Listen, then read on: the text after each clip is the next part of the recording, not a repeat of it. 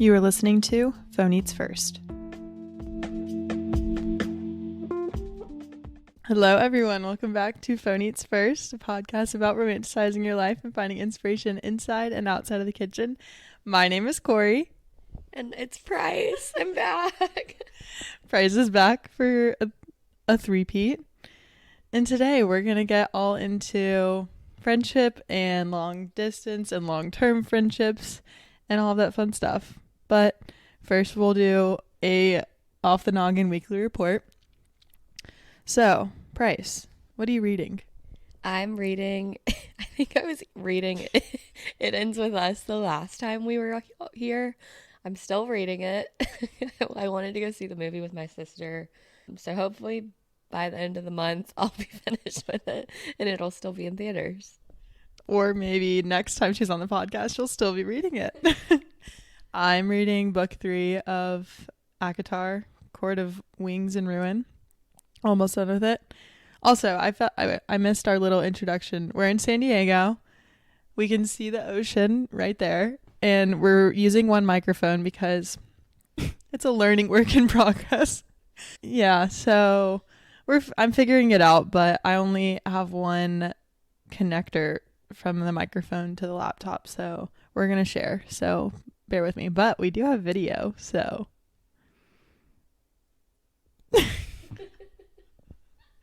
Okay, back to the weekly report. All right, what are you eating? We're staying near Bird Rock, and this place called Oscar's is a walking distance from us, and they have the best, like, really, really authentic Mexican food, like fish tacos, steak tacos. I've been twice since we've been here, and we're probably going again tonight. Yeah, I second that. We got the surf and turf tacos, shrimp and steak, with all of the toppings, like avocado, cilantro, like a little slaw situation. Yeah. I knew you were going to say tacos again, too. Okay, plan. What's going on? You could also just say, we could recap our week. Kind of. Yeah. So, well, you say while you're here. I don't know how to say this to the public. I don't want to say I'm like off the radar or off the grid right now. My company got acquired, and so all of us are getting shifted around a little bit. I had decided to go remote at around the same time. So until I moved to New York, I'm staying in San Diego. My sister came to visit. Corey is here. So we were here for like a little over a week. And we have to leave tomorrow, sadly. But it's been awesome. Yeah, it's been great. I needed a vacation after my work summer, so I booked the trip here. And then I even was like, do I want to do this? But I'm glad I came. We've had fun. We've eaten a lot. We've gone to the beach a lot. I've read a lot. Pryce has worked a lot. Just walked around. Watched a lot of sunsets. We went surfing. Yep. And then went to the ER after.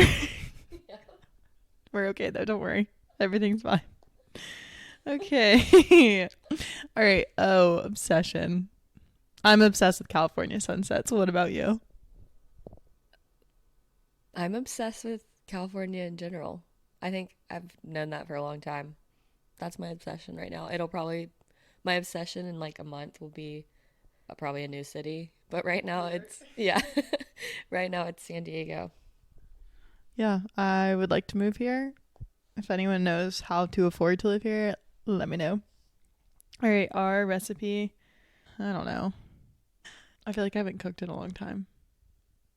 I don't know what the brand was. My sister is like a cold brew fanatic, and so she bought like just this, I don't know what the brand is. It's a really good cold brew. I think it was already sweetened. I would say get the one that's unsweetened and then add the coconut almond milk, like Khalifa brand milk into it and put it on ice. We put it in like those little wine mugs, walked on the beach in it. That's my recipe. It's so good. We've had it like every day. Or would that be the recipe? Oh, I have another obsession. These coffee mugs. Oh yeah. They're clear. There's nothing special, but they're so fun. They feel clean. They make you feel clean. The lead. Okay. Tea treat. Pryce and I can answer for us, have had a lot of ice cream this trip. But one in particular, we went to dinner at Monarch Ocean Ocean Pub in kind of like La Jolla Del Mar area. And it was like an hour wait. And so, like, you know, typically one would go get cocktails or something. But naturally, we went and got gelato instead. And it was On's Hat Maker, and it was so good.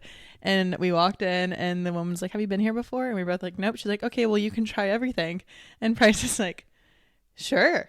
I mean, why would we not?" I would say, do people normally say no? Like, what? I don't know, but I was all in, and the gelato was so good. I ended up getting like a Nutella brownie. You got tres leches and brown brown sugar cookie or something like that. I don't know. Very good. And yeah, and then we were gonna go to Baked Bear last night, which is like a sandwich cookie place, but we were very overwhelmed, and so we went to good old Gelson's grocery store and got Talenti. Anything to add? I wanted to say to the world, passion fruit margaritas are a scam. Corey pointed it out. Like, everyone knows what a passion fruit looks like. It's hot pink. It's white on the inside. The fruit is white. It's the one with like the black seeds in it, right? Yeah. And they're branding themselves as having we've seen multiple places here have hot pink, neon pink margaritas that are passion fruit. Like, what? Are they juicing the skin? No. Yeah, and we all know passion fruit like doesn't really have a taste. So, like, whatever icky red 47 dye is in those drinks, PSA, don't order them. Yeah, they're a scam. Pryce was like sipping her cute little margarita, and I was like, wait, hold on. This doesn't make sense. But it was a good margarita, right? Yeah, it was good. Never again. Okay. That's the weekly report.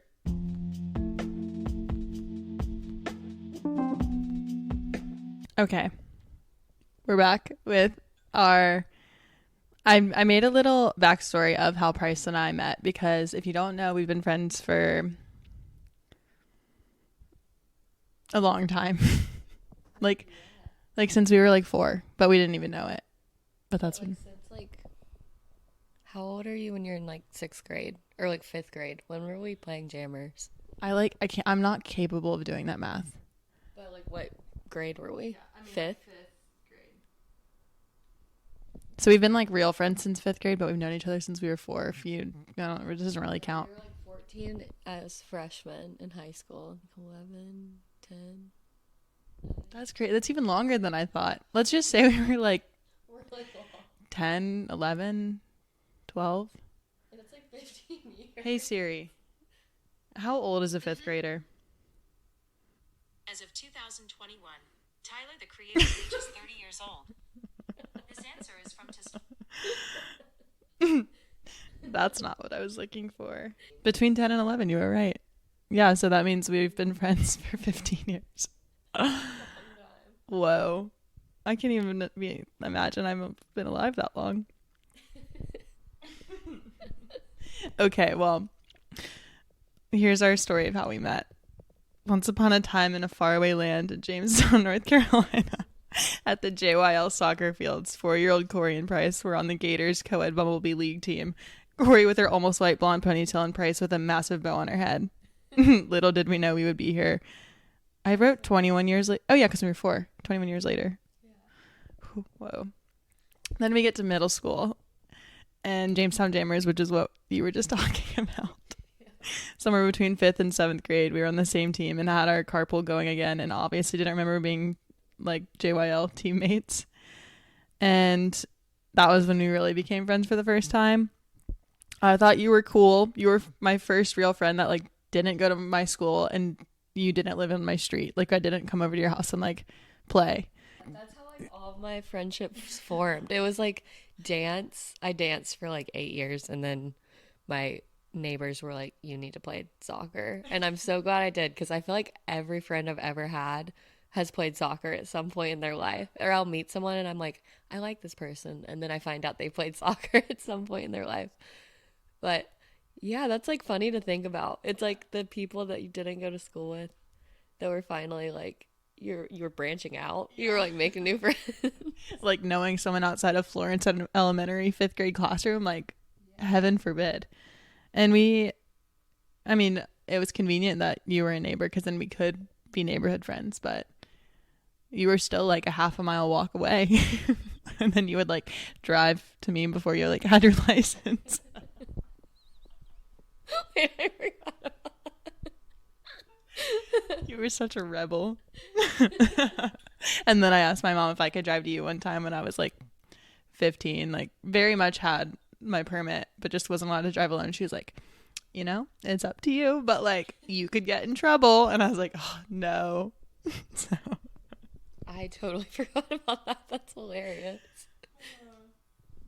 okay, and then we get to high school, and this is where our friendship blossomed, because you're like actually like friends by choice in high school. I feel like not just like middle school.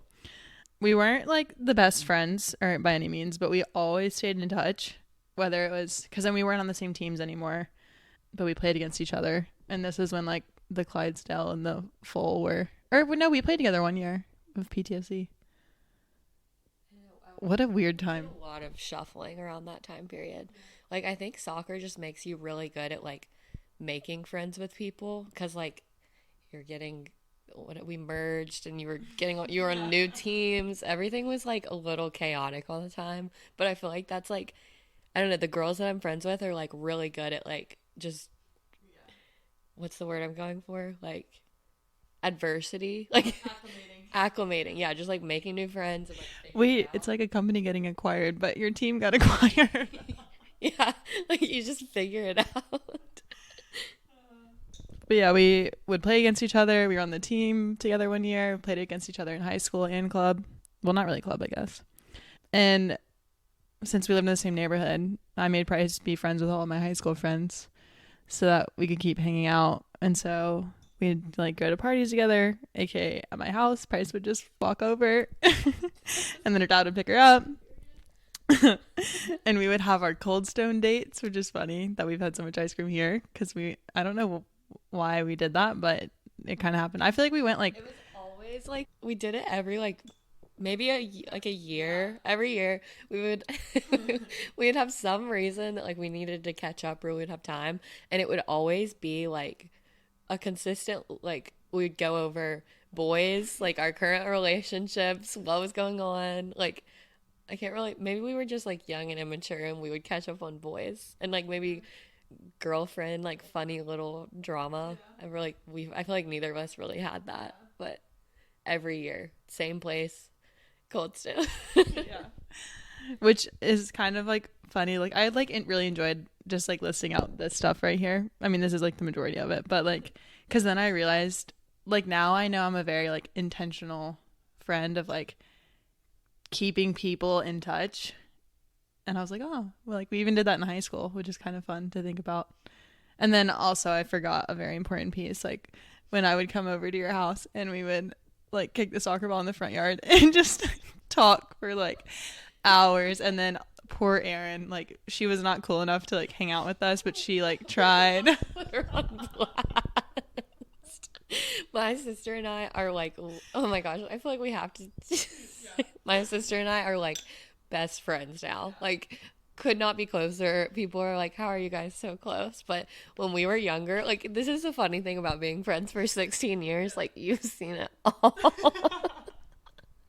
We were playing outside, like, with that soccer goal, and like Erin wanted to be out there so bad. Ugh, I don't feel bad even saying this, but she knows we love her. And you were basically like a third sibling to us. Like, yeah. Erin went to Utah. Pryce and Erin were like the kind of sisters that like we were good until we weren't. Like, yeah. We were like everyone was hanging out, and then all of a sudden something would happen. Usually my fault, and like it would not be good anymore. Like, not a temper tantrum. Like, Erin, she wasn't like 4 or anything. Like, but she was just, you're what, 3 years younger? 2 years? She's 2.5. 2, yeah. So like a good bit younger when you're in middle school, high school. And something would happen, and Erin would be like, Pryce! And then like run inside and like just be upset.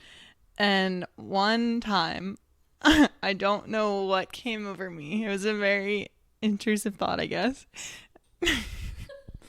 Erin was about to kick the ball, like, and like shoot on Pryce, or I don't even know. She was just like by herself. I had another ball at my feet, and I kicked my ball, and it hit her ball perfectly, like literally perfectly. And so she whiffed, and like I don't know if she fell, but she whiffed, missed the ball was out of the way because my ball hit her ball. I did it 100% on purpose, and she immediately was like, Pryce! And I claim this. It was always my fault. If Erin happens to ever hear this, she was like the best little sibling ever, and I was like, I was trying. I think I was trying my best, but I sometimes sucked as an older sister. So we learned from our mistakes. We're best friends. Erin, I love you more than anything. Me too, Erin. You're my favorite little sister. Oh, but that was good. Yeah, so those are our neighborhood Jamestown days. And then, little do we know, we go to college together. Go Heels. And freshman year, we did our own things, like lived in different places, literally on opposite sides of campus. You did Greek life, I did club soccer. Like, those were kind of like, well, you didn't even do it first semester, but we were just like in different groups, very different groups, but we would like see each other at frat parties very occasionally. And like, again, had to be very intentional to hang out. Like, we hung out maybe 5 times on purpose. Like, it wasn't a lot. Like, I can't even remember freshman year, like, how it would go. Yeah. But it would be, like, did we even do anything during, like, the day and stuff? I know we were intentional. Like, we were always intentional as friends. That's just how we were. Yeah. No, I don't think it was ever during the day. But, like, I know we went to, like, dinner a few times. I think I came to your dorm, like, once or twice. Did you ever come to my dorm? Probably not. No, I did. So, the P2P. Remember when you I made you read the P2P? I know I came in and like saw Maya and Courtney there. Like, I don't know. Yeah, no, I don't know if everyone was there at the same time, but like I know I saw at least Maya like jumping around the room. I hope she hears you say that.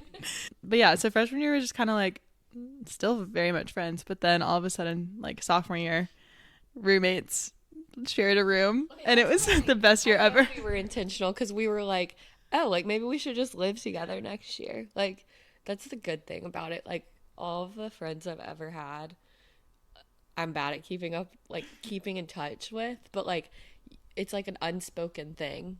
Like, we all just stay in each other's lives. You have no choice, yeah. Roommates the rest of college. So like sophomore year, we shared a room, and it was so much fun. Like, I can't believe we did that. Like, that time of our life is just so weird. Like, it's so weird. College to me, like, it's only senior year. Like, all the other years I forget, but like they were so good. Like last night I was talking about like junior year living in the sorority house together. Pryce and I were, our bedding situation was so weird both sophomore and junior year, because sophomore year we were, I mean, not weird, but we were in like a cinder block room, concrete room with full beds, massive touching each other. I used Pryce's MacBook charger and measured out our room and was like, oh, we can fit queen beds in here. And we did. And it was the talk of shortbread apartments, and no one else was allowed. They said they ran out of queen beds. I love that front desk guy. Yeah. So basically we were like, it was a massive room, like for way too many, like it was just this middle space with like little twin beds bordering it. And we both wanted a full. We walked down. I don't know if we carried they were. I can like kind of picture us carrying the charger down to the desk.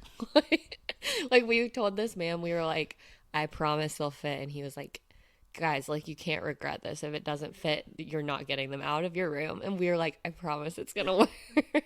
I was like, so it's possible. And he was like, I'll send someone tomorrow. They brought the beds in, and then like everyone would come to our room and be like, "How did you do this?" And they didn't let anyone else. That was great. That was so great. So sophomore year, Success. Junior year, we downgraded to bunk beds in a room like the size of my childhood bedroom, but smaller. Oh my god! How did we have closet space? I don't know where I had clothes there. I'm really confused now. Yeah, and That was such a blur. It was only 6 months too, and then we went abroad together. Is that what? oh my god! Wait, no, I didn't even list that. Wow. It kind of is all like just meant to be. Like we didn't even have to try. We just were in the same situation. Yeah, wow. Yeah, fall semester junior year, we were in the same house, and then spring junior year, Pryce was in France and I was in Italy, and we met up in Switzerland. Mm-hmm. Wow, that was so fun. And then we went home, and we were sad together. And then you were the first person I hung out with, not because of COVID, but because I was fostering puppies. And then like literally the day they got adopted, I was like, peace, I'm going to the lake. Like during COVID? Yeah. Because I couldn't leave the puppies because my mom was like, you obviously like, not that like traveling was really an option, but like she's like, you're not leaving me with these dogs. So I had to wait for the puppies to be adopted. Literally that afternoon, I drove to the lake. You might have been my first like I know a lot of people like quarantined at the lake, so I'm like, maybe I saw people like in passing like from my dog, but you were like the first person like welcomed into my house. I haven't heard the word quarantine. So okay, I was trying to ask you, but I was muttering it. I saw like at CVS like it was a vaccine line, and I was like, have people ever been like massively vaccinated for anything else? Like other than the flu shot, no. But like that's not a vaccine. Yeah, it is. I mean it's a shot. Like, what if it was like line up for shots?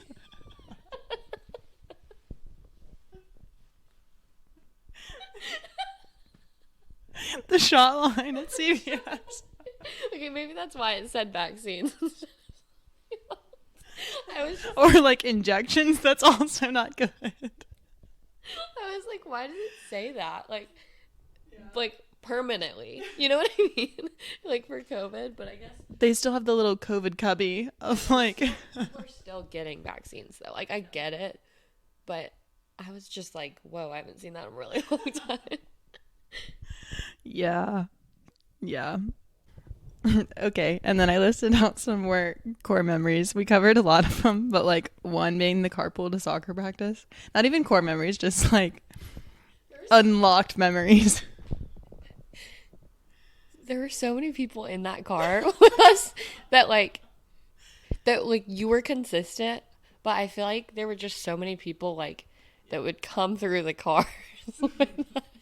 Like as the team like, channel. 8 years. Yeah, like Ellen Drubish, Brie O'Connor. I was with Brie for a long time. Who, like, we never carpooled with Hannah. Who else? Was anyone else in our neighborhood? Carpool is like the place that like builds character, like learning how to make friends. Your mom is like, well, like your mom starts, they're like learning how to be soccer mom friends, and then you're like with all these new random girls that just get in your car, like, and you're just like friends. You have to be automatically. It's so weird. Like carpool. And you also carpooled to school sometimes. I was a bus girl. Oh god. Yeah, we did that. It was fun. That you're also like psych getting moms like go with this mom, like her kids. You have no choice. And then junior year, when we went home for Thanksgiving, and then like drove home to like be home for Thanksgiving break on whatever day of the week it was, and then there was a part. Like the first day of Thanksgiving break, like yeah, no, we got home at like I don't know 6, 7, like before dinner, had dinner, and there was a party that we really wanted to go to. So I drove my little car, picked Pryce up in our neighborhood, and we went back to UNC that night. I remember I was like finishing dinner, like cleaning up the kitchen with my parents. My sister was there. And I remember like texting you during it and having to all of a sudden be like I'll be back tomorrow. like got mom, dad, like I I don't even know how I would have said it. Like I would have been giggling and they would have been like, what are you about to say? Because at that point they like understood like shenanigans. We were like, I was like, me and Corey like really have to go back to school for something. And I know I told them, I wasn't like, oh, I forgot my laptop. I was like, there's a party we want to go to and all of our friends are still there. And so we drove. I mean, thankfully we live relatively close to like Chapel Hill. It was like an hour, but we went back literally for a frat party, and it was fun. It was worth it. And then went back home the next day. Slept in our twin bunks. Wild. We covered sophomore year and sharing our big beds.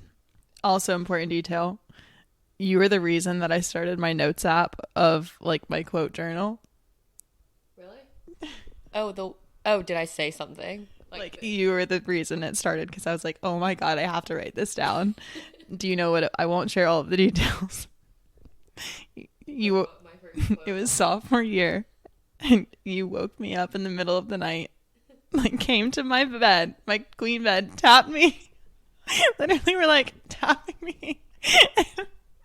And you had the longest text on your phone typed out that I've ever seen in my life. And you were like, should I send this?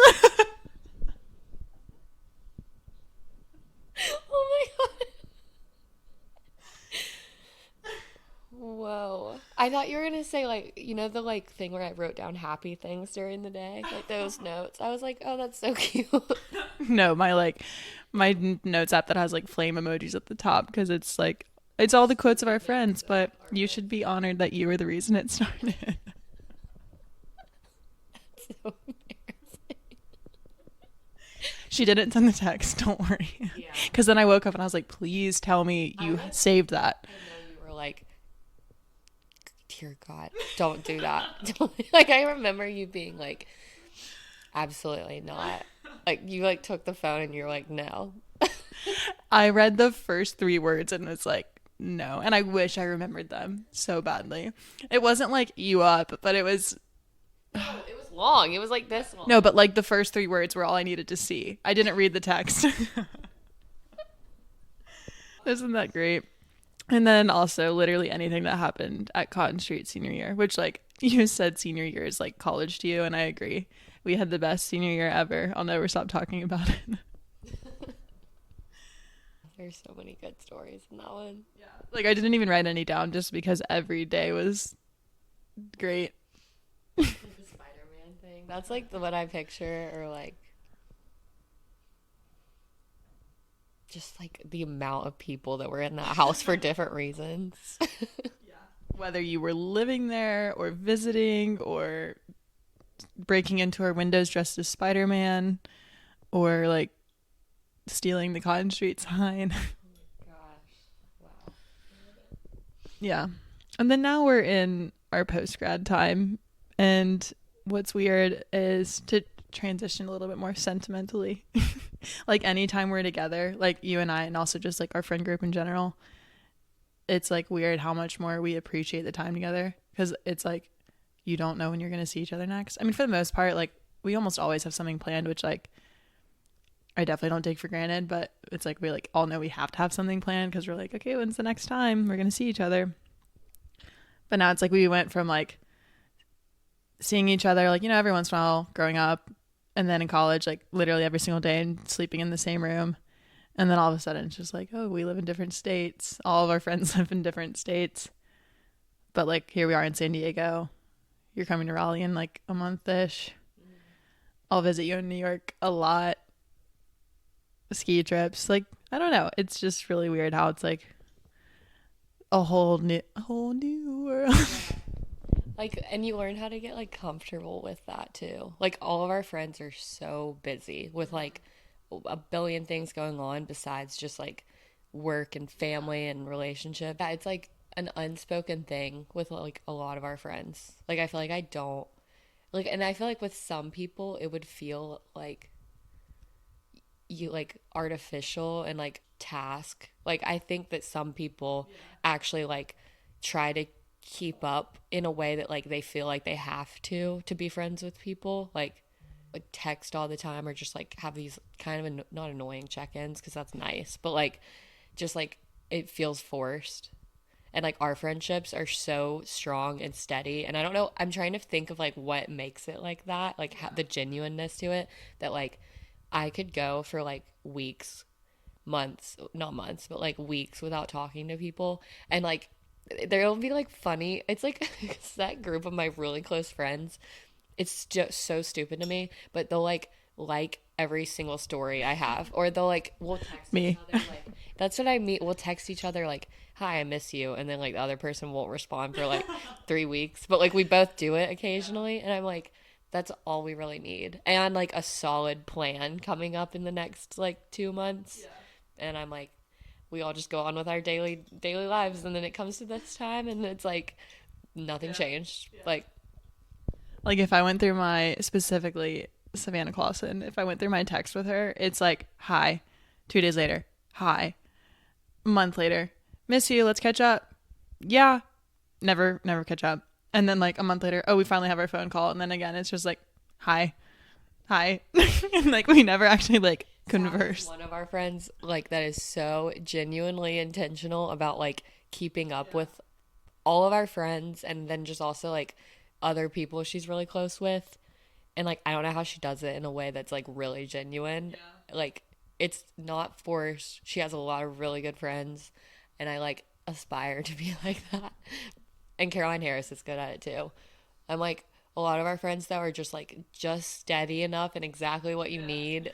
The like 3-week gaps, I'm like, I'm totally okay with that. It's like you don't even like, yeah, like we don't even talk for a while other than like liking every single Instagram story you ever post. It's like a comforting, I don't know what it is. People are like, the guys liking your stories is like flirty or whatever. I'm like, the girls that like my stories, it's like a set view of my really close girlfriends that I'm like, I just, and because when I tap your story, I'm like, oh, I just love you. I miss you. Like, you look so good. You look so happy and healthy. Like, that's like my fast communication besides just like, hi, I miss you. And then like, no one answers. No, that's so true and so funny.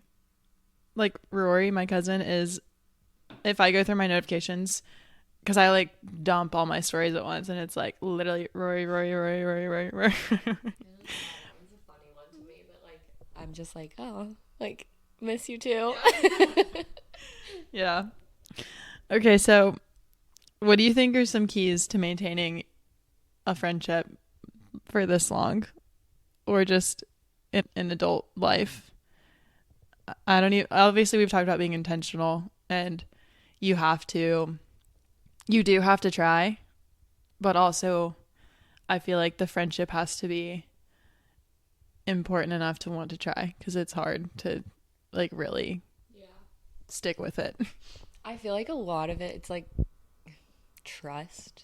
Like there's like, I don't know, the people that I'm friends with, like we have really good, like really solid friends. I feel bad because like I've seen people go through like really bad friendships where like just catty girls, like I don't know, we've never really had to deal with that, but like I think the long-term friendships are the ones that like I know they would like go to bat for me when I'm not around. Like they would never say anything bad. Like I trust them with my life, and like it feels genuine, and then that way, like I don't know, you don't have to keep up this is like wrong to me. Like I love my friends so much, but I don't have time to keep up with all of them. So I'm like, oh, they're my best friend ever. That means I don't have to text them. Like that makes no sense, but like I think it's like, yeah, like it sounds bad when I say it out loud like that, but like it's just like the trust that you've built of like all these little tiny interactions you've had throughout your life. Like, you know, like you're never, they don't talk bad about you, you don't talk bad about them. Like there are some people where like their girlfriends would like talk shit about them in a room full of other people, and that's terrifying. So like I feel like it's the little things behind the scenes that like make it last long.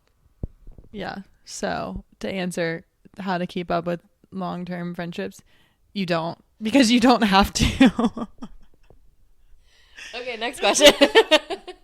But it's true though. I mean, it is like, Yeah, and it's like if it's not serving you as a friendship, then like it shouldn't be your long-term friendship. It's like I don't know. yeah. But there are still relationships that like aren't, and this is something just like bigger picture, like I've had to learn and everyone's had to learn, but there's people in your life that just aren't meant to be in your life for the rest of your life. Like you're going to encounter people and like for a few months you might be good friends, or they might serve like a really good purpose of like, I mean, whether it is your friend that like you go to bars with, or maybe you like go to new restaurants with, or you just like go on a walk with, and then like maybe you move or they move, or just like time passes and you haven't talked in a while, and then all of a sudden you're kind of like, oh, like forgot about this person, and like that's okay. Yeah. And that's just like people serve different purposes for different seasons of your life. But then you have your friends that are like literally like you, sometimes you just like meet someone and you're like, oh, like yeah, you're here to last. Yeah, and like to all of that, I feel like it's like you can't fit certain friendships into the wrong things. Like I feel like people go about like trying to force people, like you can love people for like what they are serving in your life, but you can't like fit them into everything you do, if that makes sense.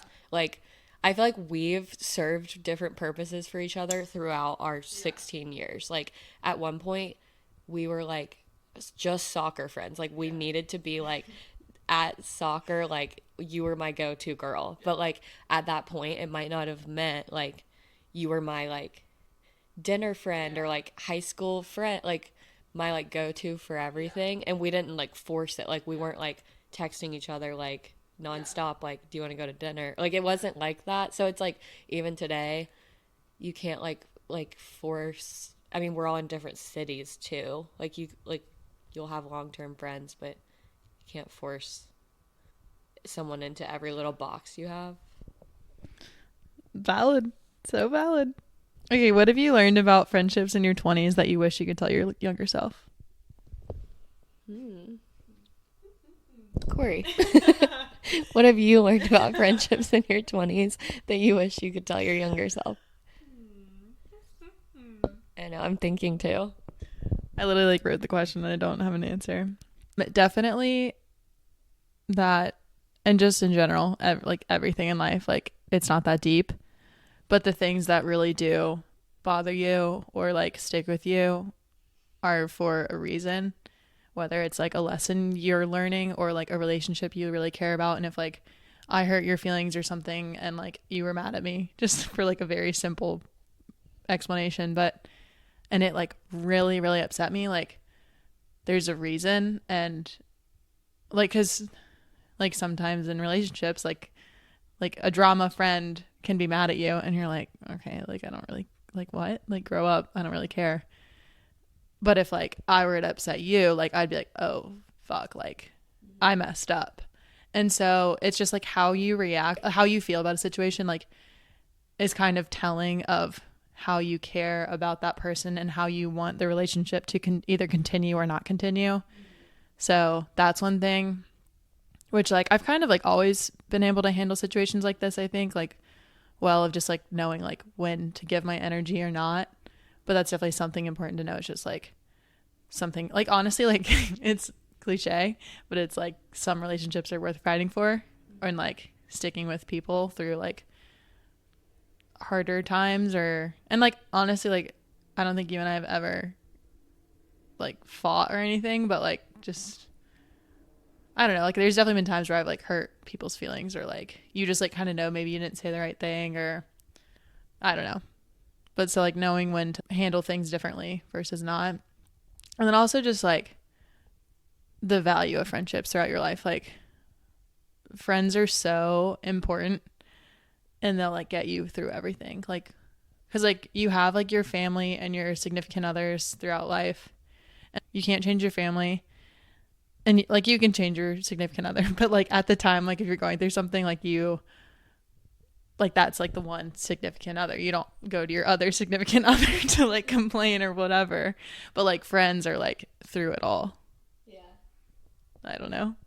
No, I liked the point about like everyone messes up, but like it depends like how you want to handle it with certain people. Like, and it's almost like it's two-sided, and like you'll feel that like, because I've definitely messed up with like really everyone's messed up with a close friend or significant other and been like, oh my God, I messed up. Like, I have to fix this somehow. And like on the receiving end of that, like they'll either want to like forgive you and work through it or like they don't. So like from both sides, everyone's been on both, and like you can feel that like if someone wants to work through it. So it's like how you want to put in your, like how you want to mend it, and also like how you'll receive it and like fix it is so important. Because like if you need to pull out of something, like if you feel it two-sided, it's like hard to manage, but just like learning that, and it's hard like to ever let go of something like that. That's why I'm hoping everyone would always be on the side that it's not like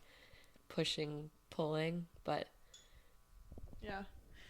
And staying in touch, like the importance of like just like how we were saying, like we just text each other, hi, miss you, literally don't respond, it's fine. Just either whether it's that or like a phone call or like scheduling a trip, like it's all so important. And even and like me talking to myself, like I get really busy with work and it's really hard to like give people the time of day. And then as soon as I have time, like I'm like, okay, I need to like check in on everyone and be like, hey, how you doing? Like I'm here. And then now my friends are busy and I'm like, oh damn, like it like sucks to like, but it's a reminder of like when I'm busy, I can't like push people to the back burner, even if it's like my family and my friends. So just like making time for people. And then also never feeling like you're a burden to your friends, because like you have to remind yourself like how you feel when your friends reach out. So like if I text you, like you like it'll put a smile on your face or like whatever. And I mean, I don't feel this way, but I know other people feel this way. They're like, oh, like this person doesn't want me to call them right now. But it's like, if they don't want to talk, if they don't have time, like they're not going to answer. But like, just like knowing that like you tried and like are taking the time will go far. Anything else? no, I feel like all these pieces need to be like reordered. We're like going on so many different tangents. I feel like one other thing that I've learned, like just as you go from high school to college and then post grad, like I feel like I've changed as a person every like 3 years. Like you really change, or you like learn something new that you really like doing or like about yourself. And in each of those periods, it's like usually because you like meet someone that likes that, or like you get along with someone and then learn something new. I don't know. So it's like it's okay to like, I've never really like, I think it's okay if you lose friends because you're changing, but like I've kind of like picked up friends because I'm changing, like, and they serve different purposes for like a lot of different things. I don't know. I have friends that are like, everyone had their like college going out phase, and like that's what those people were serving. We were both serving each other in that instance, but now I'm just like, I don't know, we're all like adults in like working settings. We have all these like different little passion projects, and you like bond with people over things like that are like very different than like your set group of friends. So it's not that you're ditching people, you're just like getting closer with people for other things. And I've like kind of started to learn that that's like a good, healthy thing. Like, and you don't have to lose friends from it. You're just like picking up new ones. I saw a little like Instagram meme, and it was like life is like an algorithm of like how, like if you're scrolling through TikTok or Instagram and you're liking a million videos of dogs, like you're going to get videos of dogs like coming up. And so it's like in life, if you put your passions out there and like start like looking into the things that you are interested in, like life will give you more of what you're looking for. And it's like honestly so true. I mean, it's very easy. Like I know you can relate to this like on your art account, and I can relate to this on my like food account. Like I only follow like other food or like health related or like content creators that I like want on that one space. And so like that whole space is only that. And I'm sure your art is like similar, but then just in general, like what you're saying of like you're meeting people in the art and like fashion and small business world, and like I'm connecting more with people that are just like all about like health and living like a good life that you want to live. So it just translates from like your phone to your environment to like real life people, which is cool. Yeah. And there's like nothing about that, and there shouldn't be anything about that that's like making your other friends like feel threatened by it. And like none of our friends feel that way in the slightest. No one gives a shit. But it's like it's like healthy and good to have those like little pockets of people, I feel like.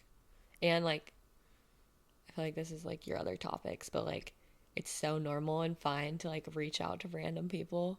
Like social media is so annoying and I hate it, but like it is a good thing. Like if you're in a city where you don't know anyone, to just like find someone that is interested in the same things as you and be like, hey, like you shoot your shot, whatever.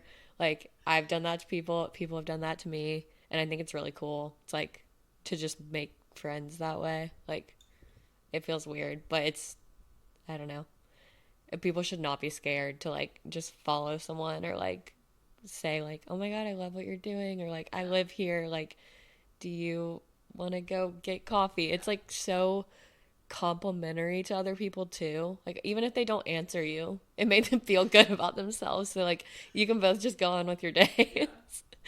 And if it didn't make them feel good, then you didn't want to be with their friend anyway. Yeah. Anything else? I think that was a good episode. I think we got a lot out there. Yeah, I feel like this was like a therapy session. Yeah. To all of our friends, we love you and wish you were here. And if you think we're talking about you in this episode, we are talking about you in this episode. Yeah, hey guys, this is my text to all of you. You know who you are. Love you. See you in who knows when. Well, thank you, Pryce. Thanks, Corey. Where can the people find you? Corey. Thanks. Put that down. Okay, where can the people find Pryce Studio? I'm off the grid right now. You can't find me. My normal Instagram is Caroline Pryce, and my art account is Priceless Studio, and I'm just on Instagram. Don't find her anywhere else. Don't look for her anywhere else. Oh, follow me on Spotify. I care more about that. I like love playlists. I don't know what my account name is. You can follow me on Spotify if you want. That's my only other account. That's a good follow. All right, well, hope you guys enjoyed this episode. Bye. We'll talk soon.